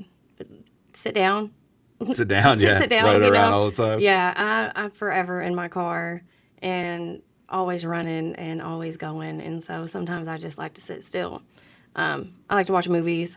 I used to like to read books, but by the time I sit down and try to read a book, I fall asleep because I'm just like so tired, But I like true crime and all the things, so Surprise. it's my thing. And I like to call myself an amateur investigator. Ooh. I will find some things and dig some things and crack the code and all the things. So I've always been into that. So That's funny. So I guess that's what you said. You investigated my Facebook. I mean, I didn't investigate. I just found you, but I also went to the podcast page and I was like, all right, he's fairly new. Let me send some people his way and see if I can help him. get somebody to come. Can't really find much on my Facebook page. I haven't posted in Yeah. a long time. Every now and then I'll Mine post is- something that I think's funny, but like most of the time I just scroll. Yeah. Mine is a lot. I post a lot, Yeah. but you know, I kind of have to. You know, we have a Facebook page for ReInspire, and I have a social media marketer. Her name is Francesca Hall. Shout out to her because she's an angel. So she is over that, and so anytime I need something, I'm like, hey, can you post this for me? You know, because she'll do all the things for me, and she's real creative. She's really awesome. She is Italian, and she has a real thick Italian accent, and she's like got a pilot's license. Like, so she's Oh, wow. she's freaking awesome. That's cool. Love her. Shout out Francesca. But she does all the things, and then you know I post a lot on my Facebook just so people can really see what I'm doing with our organization. You know, I try to get people to come and meet with me and like, you know, do a tour of our resource center. And then if they have time, you know, I don't give out the address to our housing property for safety reasons, you know, to protect our youth and our girls over there. But, you know, if you want to tour it, you want to see, Yeah, like, definitely. you know, I invite you and I'll send, you know, an address. I do things called Thankful Thursdays where I cordially invite people, you know, so I'm going to start that again in May. And it'll be on a Thursday night, like from 5 to 7, come and go. You know, I'll have some snacks and treats and things, and you can come and like actually see my vacant unit that I have. So I have the capacity to take in 4 more young women, and I'm kind of waiting to talk to another organization and get this list of our young women aging out of foster care, so that I can really dig into them and you know help them, because you know when they age out, they're essentially handed whatever they got and they're like, good luck. Yeah, I you know. know. And so when I found that out, like I didn't really know how in depth that was. Charisse, she came from working with foster youth and things like that in California. Like that was her background, and so she really had a lot of history and knowledge in it. I just knew we worked with at risk. You know, I didn't know what that meant until I really started being involved. And when I found out that basically, you know, I said, you know, what happens to them when they age out? And they're like, oh, well, they just kind of become homeless. And I went home and I cried for 3 days. I was like, what do you mean? I can't imagine being 18 years old and already never having a loving home or an environment and being passed around God knows how many times to just being like, talk to you later. Yeah. You know, and I mean, there's organizations out there that help and programs for them and stuff like that. But a lot of times they come from some difficult situations while in foster care, and they don't have that opportunity and don't have somebody to direct them with that, you know. And so I want to try to stop it before they age out. I want that list. Give me that list, and let me start talking to these kids and these young adults and seeing what we can do to help them. Right. You know, we stopped taking in young men because, again, we're duplexes. So, you know, you got Unit A for young women, Unit B for young men, and it gets a little sketchy. I understand. So we decided just to take in young women because we had a higher volume for them. That's who I got a lot of calls for, is, you know, assisting our young women. And but out in Rio Vista, there's Milestone Ranch. I don't know if you know who Steve Stone is. Jeff Gilbert. It's his brother-in-law. So Jeff Gilbert went to school with my parents, and so he knew my family and things and saw me on Facebook and was like, hey, I've got somebody I want to introduce you to. And it was Steve. Well, Steve has Milestone Ranch, and so he has a bunch of tiny homes on his ranch. It's a working ranch, and he takes in young men aging out of foster care. Come to find out, we're related down the line. Didn't know that's that. cool. So when he came and spoke to us, I was like, you know, that's another God thing. Like, we don't know each other. We're related. Your heart is over here doing this. My heart's over here doing that. And so we kind of work with each other. Like, if he's got a call for a young woman or something that needs some assistance, he'll send them my way. And same with the young men, I'll send them his way. And if, you know, it's just awesome. Yeah. Awesome to know about, you know, And it's a really big blessing. So Yeah, that's super nice. One of the podcasts that I listen to on occasion that I really like, it kind of opened my eyes too.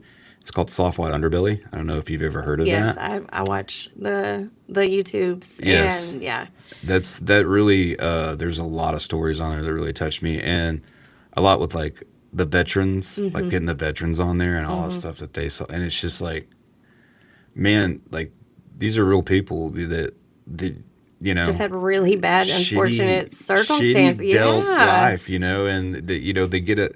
Basically, they were in foster care or in a abusive home, homes. Yeah, and it's, hey, you're 18, see ya, and they don't have anything, and so skid they row. join the military, and they join them, and then they go to war and see, terrible Yeah, things yeah, and this kind of stuff, and then they get out, and yeah, they usually hit, that whole Skid Row section and yeah. turn to drugs just so they can forget some of the things that they saw and stuff, and and then they got the people on there too that have, been down that road and then are trying to make a Yeah. difference, and that's, Yeah, that that's what makes, gets you. yeah, it gets Yeah, me. I do. I follow that. I watch a lot of it and read a lot of stories, and it's just like insane.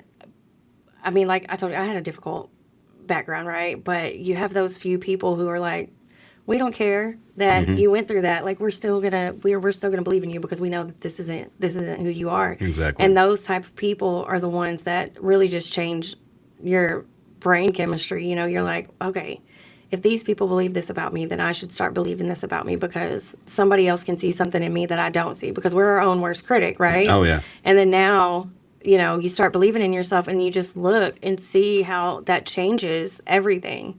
It just you just have to have a little bit of power and belief in yourself, and other people pouring into you, it just makes a difference. Yeah, I really wish that I believed in myself as much as some other people that I Yeah. know in my life believed in me. Because I second guess everything that I do. But it's kind of weird when I do this. Sometimes, I mean, immediately after this, I'll talk. I'll go home and talk to my wife about some of the things that we talked about. But it's like when I go back and listen to edit these things, I'm like, oh, I forgot. It's like I get locked into this zone, Yeah. and there's nothing else Yeah. that matters. It's the same thing like when I play guitar and sing. It's I just kind of blank out. Yeah. When I talk to people in public, it's the same thing because I have to get up and do presentations and stuff like that. And when I do it, it's like I come down and I'm like, What did I just say? did that go well? Because I don't know. Yeah. It's just like a weird. It's like a drug itself. Yeah. It's a And huge adrenaline, and it gets scary. I just spoke at the Bread Connection, their gala, and they put me first. And so, like, I got there, and they were like, all right, now we're going to have Cassie Moore with ReInspire. And I was like, I was already shaking. Like, I swear to you, I felt my bones trembling inside my skin. Like, I mhm. was, but I talk all the time. But then now I'm like in formal wear, and now I'm in front of everybody at the Cleveland Conference Center. And I felt like I sounded so bad. And I always have somebody there with me, and they'll record me so I can critique myself. And I went back and watched it. I said a lot, but I sounded okay. But I thought that when I was speaking, I sounded shaky like that because I was trembling. But I felt like that's how I sounded to everyone else. But thankfully, I didn't. Yeah. So I'm always super nervous. I was nervous when I came here today. I've been nervous before every single podcast, yeah, and I don't know why. Even yeah. like with Blake that I've known for I 10 years, and literally told him that as we were walking upstairs. I was like, I'm nervous. He was like, for what? I was like, yeah, you I'm know, nervous too. But it's like as soon as it starts, it's like brr, yeah, it all goes out the window. And I don't know. To me, that's a God thing too. I think yeah, God does that for me. So he's like, just fine, just be your stupid self, yeah, and, yeah. everything's gonna be okay. I thought I was going to be more nervous today, just because I have no idea who you are. Yeah. You're a complete stranger. Hmm. But now I feel like I'm probably more comfortable because you are a stranger, rather than speaking in front of all the people that I know Yeah. and I like kind of partner with. And I'm like, I sound dumb right now. But today I feel completely like I feel fine. Well, you definitely don't sound dumb. Well, thank God, Compared to sit next to me, you're good. I call my dad like every time before I go do something big. Like I FaceTime my dad. I FaceTime my dad probably 5 times a day. And if he doesn't answer, I'm going to FaceTime him again until he answers. Okay. He works at Bell Helicopter and he's like the big, like Okay. lead forklift guy. So he drives like the monster forklift things and, moves all the helicopters across all the things. And so he'll call me and he'll answer. He's like, I'm literally on a forklift. I cannot talk. And I'm like, okay. When I called him and I was like, okay, well, I'm getting ready to go in here. I was like, I'm nervous. And he was like, don't be, you're a badass. Love you. Bye. And I'm like, all right, bye, Dad. So he's always like, you're an American badass. There you go. Got it. I think he's starting to Instagram. Okay. And that's his little bio. That's hilarious. Yeah. I have an Instagram that I never get on. I created one for ReInspire because social media is supposed to be like the new. I don't do that. I don't. Yeah. But the girls in my program, they're like, just let me do it. I'll post all the videos and I'll do all the things. And I'm like, okay. I guess I am going to have to make a Instagram. That's because young people aren't on Facebook. Right. They call me old. Yeah. My kid's like, I have a Facebook for y'all because y'all tag me and stuff and that's it. And Yeah. It's all about the gram, Yeah. And I'm like, I don't even know how to work the gram. But yeah, I get made fun of all the time. Yeah. But I do have one for myself. I don't really mess with it much. But I guess because all the old people are following me on Facebook and they're more hip to it, and they're seeing all my stuff. But I created one for ReInspire and a TikTok, because we do some fun stuff and I like to share that.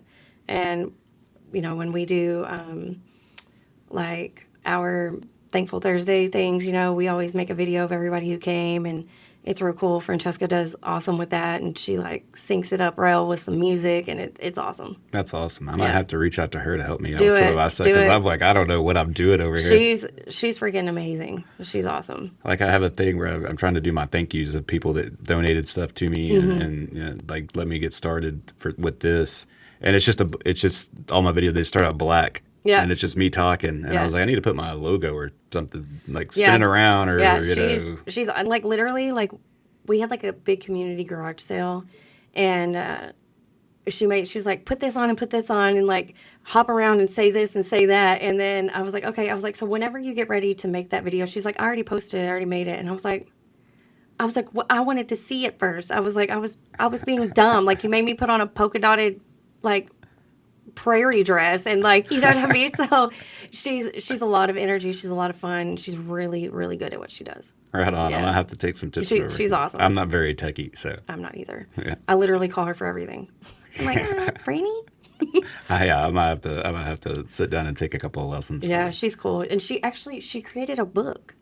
It's like a little book. And I don't know how much it is. It's not very expensive, but it like walks you through on like how to make waves and like be better at what you're doing and like Really? posting on social medias and different stuff like that. Like she created it for people like us. And you're going to have to send me so much Like stuff. like social media after for this dummies, thing's you know what over, I yeah. mean? And like the networking and stuff like that. Like so, yeah. I've already my brain has already been ticking because I'm like, I got some stuff this guy could use. Oh, and for so sure, yeah. I'll definitely send it to you and hopefully you get some connections and make it. Please, yeah. I mean, yeah.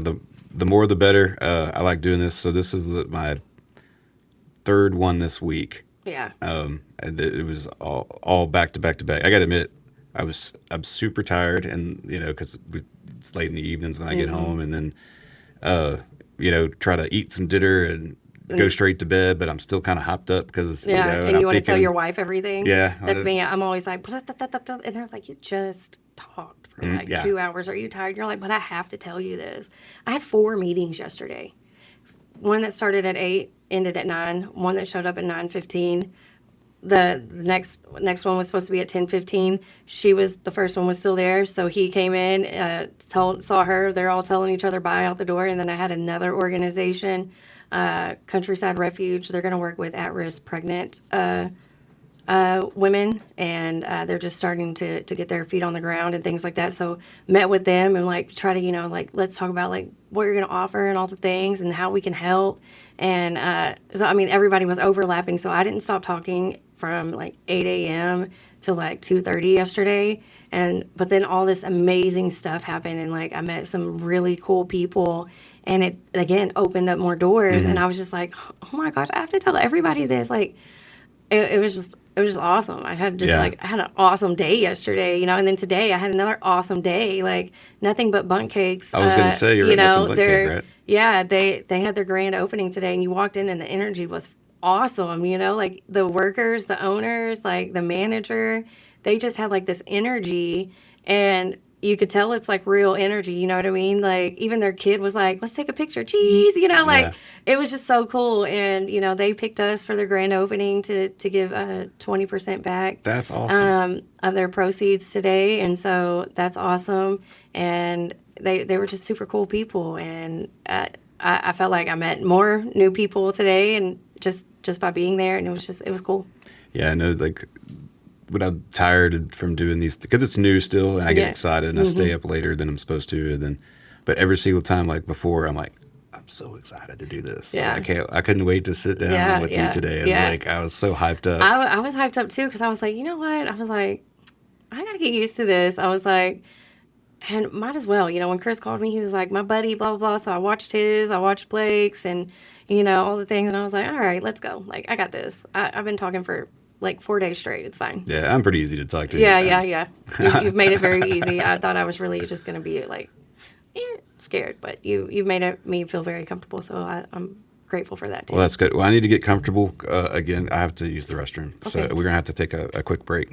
I've Yeah. known him for quite a while. Aaron Bentley. We're talking about Aaron Bentley. Yeah, he was a Pull that to you. he was a really good boss. He was real chill. Is this good?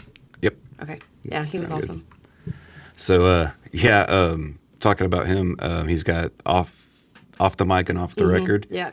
Cool podcast, and it's with Texas musicians. Yep. And he's always at Larry Joe Taylor. Yeah. And When you said that, that's why I was like, and I couldn't think of his name to save my life. Sorry, Aaron.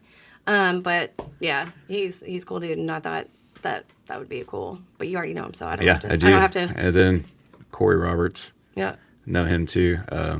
They're usually always together every time I see them. But yeah, he's a super cool guy too. He makes those cajon drums. Oh yeah. Those box drums. Yep.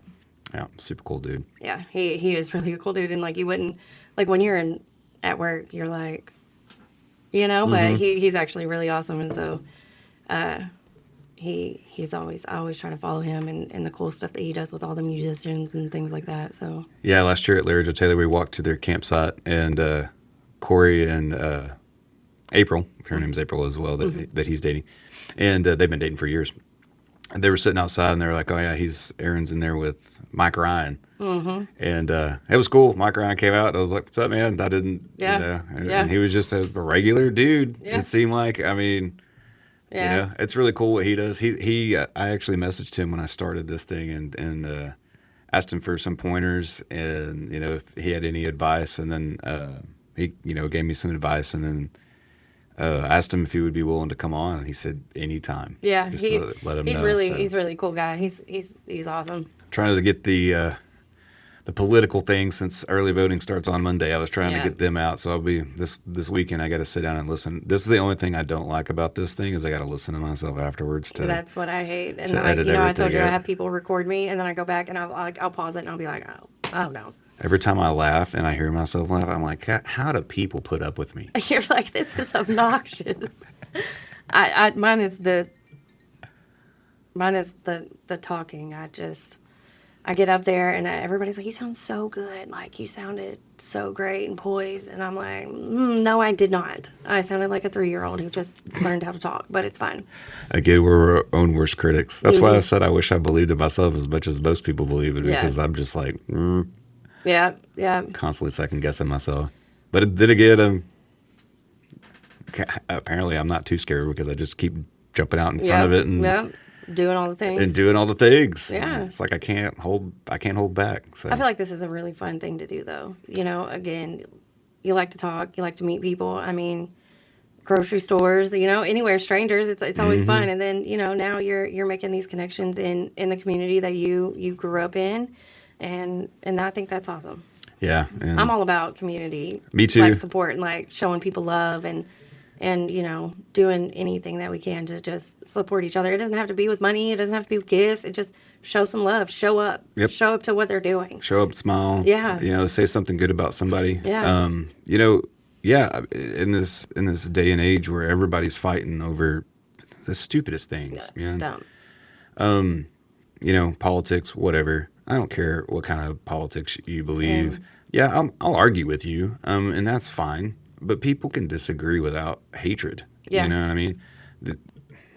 I think I've said this on every freaking podcast that I've done now, which, this is only the fifth one, so it's not repeating myself too much, I guess. But, the only way you can get better ideas is by talking about them. Yeah.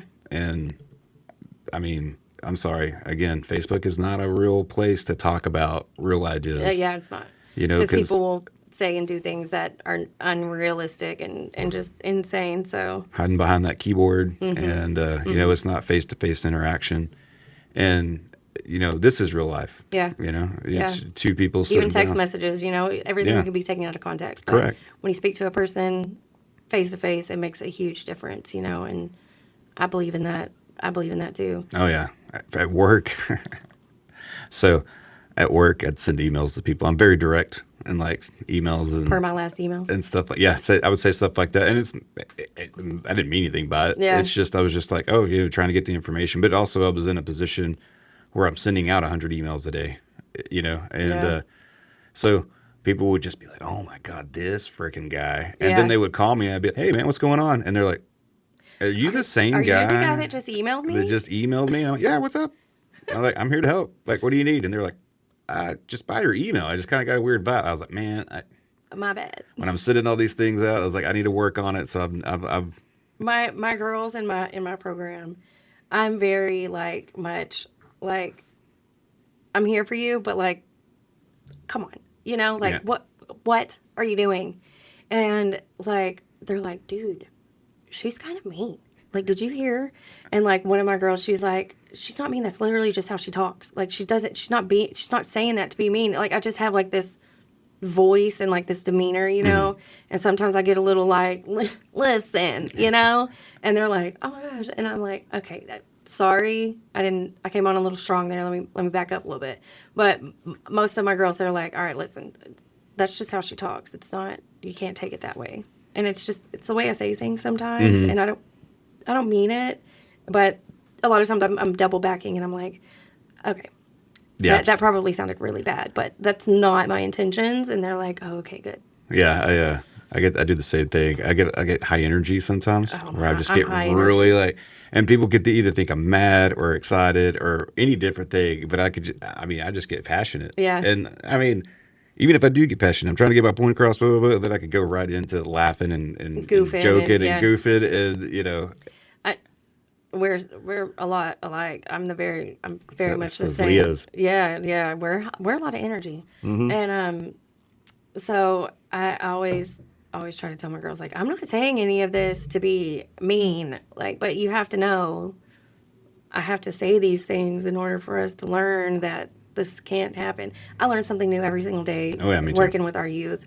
I used to be really aggressive with everybody that, but again, that was my demeanor. That was the way I was kind of raised, and that was the lifestyle I was in. Even years after, I was really strong, and people were like, "Dude, no," and then when people would my family would tell me about it, and I'd have to go back and say, you know what, yeah, you're right, and then you have to admit that you did mess up. Maybe you were a little harsh, and you're sorry for all the things. But I think I just come on really strong, and then you have to just back off a little bit and take a look at yourself, and you're like, okay, could have handled that better. Now let's talk about how to say it in a nice way, per my last email. Let's do this educated, and it's fun. Yeah, for real. I've always have it is, no matter what, try to be better today than I was yesterday. Yep. And yeah, every day is not perfect. Yeah. But if I have a bad day, it's fine. I just got to be better tomorrow. Yeah. And I catch myself in traffic all the time when people, do something dumb or whatever else. And everybody's done something dumb in traffic. I've done stuff dumb in traffic, just what am I doing? I can't believe I did this. And I'm always waving and sorry, everybody, blah, blah, blah. But, when you see somebody that's driving like a maniac on the highway or this or that or pulls out in front of you, it's like, God, and then I'm just like, all right, sorry, God, bless them and Make sure everybody's safe. make We all sure get they're home. safe Yep. and they Yep. don't hurt anybody else, and and try Yeah. to calm myself down a little bit because but yeah, that's one of my biggest things is try to be better. And lately I've been reading like a lot of leadership stuff, and my wife's probably thinking like you need to read leadership stuff all the time because it brings like a positivity into your life. And I talked about this with Jared yesterday on our podcast that'll be coming out pretty soon. When you're looking for opportunities, it's kind of like if you're trying to see slug bugs or whatever, you see the slug bugs, or the red car or whatever it is when you start locking in. So if you're thinking negative and you're constantly being negative, that's all you're going to see. But if you're looking for the opportunity and looking at the good and doing all that, that's what you see, and that's what happens. Those opportunities come, the good comes, and you're welcoming that in. He said whatever you're putting out in the universe, that's what you're going to get back, and I'm a big believer in that too. 100%. I am too, and that's the same. Like when you're hanging out with like birds of a feather kind of flock together. You're hanging out with these people who are always in trouble or just like woe is me or Debbie the Downers, and then you start to feel that same way about you. Like why does this stuff keep happening to me? And then you kind of change atmospheres, and then you're like, okay. Like you can believe in yourself. Like I've never owned a business. I don't know how to run a business. My education, like I don't know what I'm doing. I just know how to work. I've got good work ethic. And then you start hanging out with business owners every week and you start learning how to do this and learning how to do that. Leadership, people you just learn so much from people in different capacities. And that's what I love about being a part of like the chambers and the community, because you meet so many business people and they're all doing something different, and they're like, hey, I heard you were doing this and I've got some stuff for you, some information and all the things. And then you're like, oh, well, I was doing it all wrong and made my life a whole lot harder than it had to be. I just needed to know the right people that could walk me through it, So it's awesome. Well, we all learned how to walk one step at a time. And I still I believe too that that's how we learn. And again, social media has killed this. Everybody has this instant gratification thing going on. And I'm sorry, nothing is instant that's worth it. That's worth it. If you want to lose weight, if you want to do anything, you have to start somewhere. And you can't, if you've never worked out or anything like that, it's not like you can go and just run a mile. And like be like, yep, went and ran a mile, no big deal. Maybe if you're 15, that's a little different. But like as an adult, no, it's you got to take those steps. Walk to the end of the block and back. If it was easy, everybody would be doing it. Yeah. I had a guy come meet with me yesterday. His name's James Daly. He's from Grandview.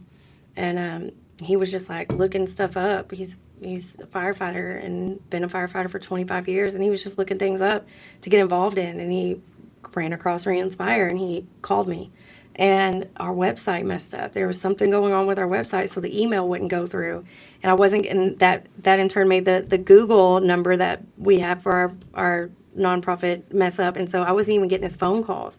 But for some reason, his text message came through. And so I called him off my personal number, and I was like, listen, I just got your text message. He's like, I've been trying to reach out to you for weeks. Like, I really want to, make a difference. Like, I want to do something, be involved in something. And I called the guy who runs our website and helps me with it. It's Charisse, our founder's best friend. His name's Jeff. Thank God for him, because again, I'm not tech savvy. And he fixed the issues. Something was going on, and he got it all fixed up. And so when James came and saw me yesterday, I don't know what I said, but when he was walking out the door, he's like, just remember, if it was easy, everybody'd be doing it. And I was like, all right, Mr. James Daly, thanks, Right. and he was just a cool man, and he was just awesome. Yeah. So another thing when I was getting this together, I started asking people, do you Blake was one of the people that I asked, do you know anybody that's doing anything like that? He was like, no. Yeah. He was like, there's a guy that's doing the Texas Transparency Project. His name's Greg Cooper. I'm going to reach out to him. I'd love to have him on. If not, just at least talk to him and get some pointers across. But there's he's a all lady- political. So I'm not trying to be political. That's how I'm starting. But Yeah. honestly, I just think it's important that Yeah. people know who these people are, not just, hey, I'm running on this and you asked me a question and here's the answer, blah, blah, blah. But no, we get a feel of actually who these people really Yeah. are, Yeah. by just having these conversations. There's a lady in Burleson. I'm going to grab my phone. Oh, you're good. I'm going to find her. I was on her podcast with my friend Mary Wells. So she is over breaking the chains of human trafficking. Her daughter, her name was Julia Wells, was from here, and she was sex trafficked and murdered 3 weeks before her 18th birthday and before prom, before she was to graduate. And so she started this organization called Breaking the Chains of Human Trafficking, and she's boots on the ground, and she works well with the other organization I told you about, Freed People. They're all kind of connected together. I'm not scrolling. I'm really just trying to find this for you. Oh, you're good. Because we were on her podcast, and Mary, was able to go up there because she was running for Texas State Representative, and really trying to get up there and make a difference because she's been to the Capitol and passed some bills along to make it a felony for sex traffickers and things like that. So there's a lady, her name's Tiffany, and she has a podcast also called Mouthy, and she's in Burleson. And so I did a Zoom podcast from my living room with them, and that was probably one of that was the second one I ever did. But my technology was not working well. My computer would not let me connect. My phone wouldn't let me connect, and so I kind of kept interrupting the other people that were talking. And I felt bad by the time I finally got connected because I was like, hello, can anybody hear me? Hello? And these other people, it was like a group of people talking, but I kept interrupting them, and I felt so bad. I was like, sorry, guys. I'd love to have them on too to talk about what they're doing. Yeah. Again, I'm not in competition with No, anybody. no. And I'm just telling you about her. So she could probably, I think she might be fairly new. I'm not sure. But I'm just saying, there's so many people. There's no competition, and that's even the same with nonprofits. If we're all here to help, right, how can we help each other? Mm-hmm. It may be almost the same and a little bit different, or whatever it is. Let's all just come together. There's no competition. I agree. Even if somebody that starts the same exact thing that I'm doing, I would have them on. Yeah. I have a cleaning business. Think about how many Dale. Yeah. Jumps. What can I do to help you? I get calls from people all the time. They're like, Del Cabasso's referred me to you. It's just. Yeah, he told me that he refers. I didn't know that it was you, but just from conversations with him all the time. And then I told him, I have a friend, she lost her job and she's kind of she's doing her solo thing. And he was like, I'll pass things on to her that it's hey, I can't really make money off this, but she could because she's doing it solo. And he's super helpful when it comes to that kind of stuff. There's no. And that's what I love. I love that people are willing to, help and lend a hand and all the things. And so it's what we're supposed to do. You should plug your cleaning business, by the way. Oh, what? Shout out Cleaning with Cassie. There you go. Well, you're going to put your phone number or anything? Cleaning with Cassie. You can find me on Facebook with Cleaning with Cassie. And my phone number is 817-240-4990. So we do commercial, residential. Really make ready, move out cleans, anything. I always say big or small, we clean them all. My kids actually work for me. I've got another great lady that works for me. Her name's Janice, and she's like the GOAT. Okay, I love her. I can't run my business without her. She's awesome. And so, I like to stay within the parameters of Johnson County. I don't try to go DFW and things like that. Yeah. Because we're all from here. I try to keep it local, support local, and things like that. And we do a lot of commercial cleans and doctor's offices and realtor's office and things like that. So it's awesome. Yeah. Good deal. Yeah. I wanted you to get that out there, so I try to help your business. Yeah, I love it. because that's another thing I want to do is get some, small business owners on here Yeah. and stuff like that to get Cleburne to understand that they are small business owners Yeah. and what they're doing and Support local. correct. I think that it's very important that we support local, man, because we can't let these big corporations just keep taking over. Yeah. Growing up, it was like the one thing the government was supposed to do is protect us from monopolies and all this kind of stuff. And then I graduated high school and it seemed like, oh, well, now it's just every big company has bought all these other companies and it's just these massive. We're cooked. Yeah. And Yeah. they control everything. Yeah. And I always try to support local all the time. I mean, it's going to be better quality. It's going to be better customer service, and if it's not, then don't go there no more. But, Right. it's just, I'm all about that, especially with me being a business owner. It was a struggle for me. I mean, I thought for sure when I took over for ReInspire, I was like, I'm going to have to shut down my cleaning business. And shout out to my bookkeeper, Tiffany, because she was like, no, you've worked really hard for this. I'm like, I can't do it. I can't do everything. And she's like, don't, you got this. And I've grown.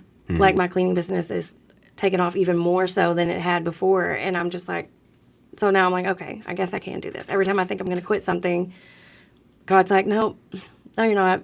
You got this. And I'm like, all right. That's But super awesome. support system and people who believe in you again is essential. And that's what ReInspire is about.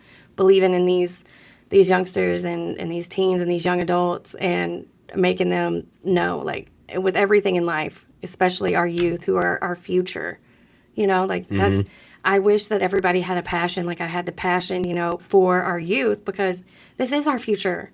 No matter what they went through, whatever traumas or not having parents, being in foster care, people always think, oh, you've got this housing program. These are bad kids. These are kids that are coming out of jail and juvenile and think, no, these are kids who've just been through some really difficult things. And we're here to make sure that they know that they're great. It doesn't matter what you've been through. Giving them a chance. Yeah.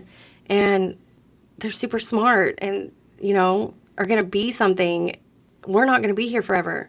We have to pour into our youth and our children and just, that's what it's all about for me. Making sure that they're good and they know that they are good. It's insane. I want people to believe in ReInspire as much as I do because I'm very, very passionate about it. And I talk loud and with my hands when I talk about it, and I get super, super loud. I don't know. I just get really out there, and it's just. That's okay. You're excited. Yeah. And it's because I love it. Like, come on, y'all. Like, y'all don't care about these kids. Like, that sometimes that's, we'll go adopt a dog, but we don't want to pour into our children. We don't want to give into our children. And I don't want to compare them to animals, but like people would rather do that than to pour into a child who's never had any type of love or care or a chance. And that's just crazy to me. Yeah. I would, if I could have every child in the world just come live over here that never had anybody, like, I'm gonna love you. And my dad says that's how my grandma was. Everybody went to my grandma's house after school. She fed all the neighborhood kids. I want to be that for them, for my kids, for anybody who comes to me. My kids can come to me. They know I'm safe. I don't care what you do, what you got going on. My kids will come to me and say, hey, Mama, I think so-and-so needs help. All right, well, what kind of help? What is it? Well, their parents, this, and this. I mean, I took in a girl last year from the high school.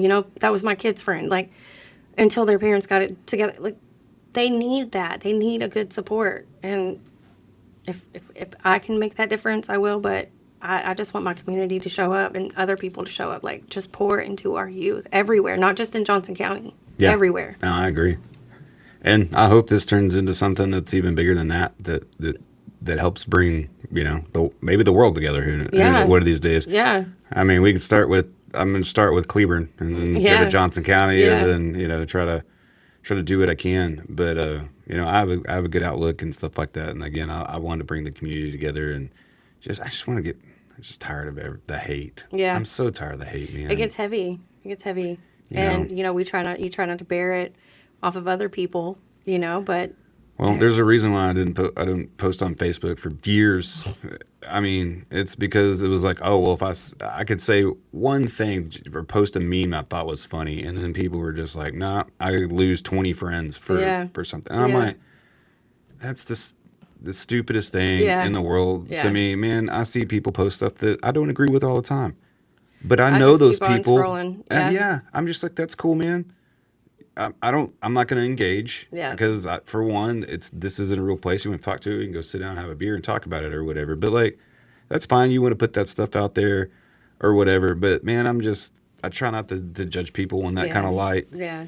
And because again, we're just human beings. Yeah. And we gotta quit.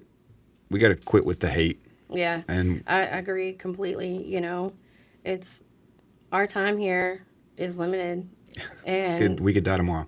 literally right now, We could die right now. anything could happen, and you chose to be mad at somebody for something that's completely irrelevant to your life, to your well-being. You know, like, be upset about things that matter. Right. You know, be upset that our youth is in crappy situations. Be upset that they have no home. Be upset that there's nowhere for them to go to, and nobody to love them. Like, be upset about that. Agreed. Let's do that. Let's do that, because when I found out that they just essentially become homeless or go to an RTC program, so they're going to like a baby prison. Essentially, you know, like, I don't know, like, now they're being punished because they didn't have a home. Like, I can't fathom it. So I just, in all of the organizations that, like, we've got Shine together here. I don't know. Do you know who they are? Yes, I do. Shana and Jeff Peacock and all of them. They're awesome. So yeah, I've known Bree for a while. Yeah, Bree's amazing. She's supposed to get back to me about coming on too, on here to talk about their nonprofit that they're starting. So I hope to hear from her soon. She's a great person. They do so much for our kids Yeah. in high schools. They have grocery stores. Yeah, that's what Chris was telling me in about. high school. Like, that's amazing. You know, like, their whole thing is Project 66, the whole 66 hours that they're out from school on Friday to Monday. They send them home with enough food for that whole weekend. Like, that's awesome. Somebody thought about that and, you know, made it happen. And I couldn't imagine not having food at my house, you know, and Right. starving and not having nothing to eat. So I love all of the people in our community that have so many great organizations. I mean, there's a lot of nonprofits, and we can all benefit from one another in some capacity. I agree. And I love it all. I love it all in any way, in any shape or form. It's just awesome. Yeah, I plan on because I don't know. I'm pretty sure I've met Jeff before.